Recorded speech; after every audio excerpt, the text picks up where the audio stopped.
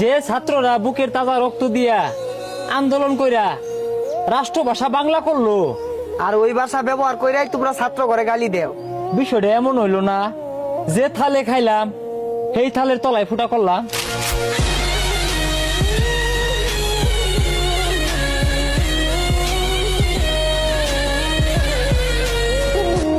ইতিহাসের পাতায় আবারও স্মৃতি হয়ে থাকবে আমার ভাই বোনের রক্তের রাঙানো 15 জুলাই। দেশের সন্তান হয়ে যদি দেশের অধিকার চাইতে গিয়ে হতে হয় রাজাকার, হার দিতে হয় জান, খালি হতে হয় মায়ের বুক। একবার ভাবেন কতটা নিকৃষ্ট হলে নারীদের গায়ে হাত তুলতে পারে।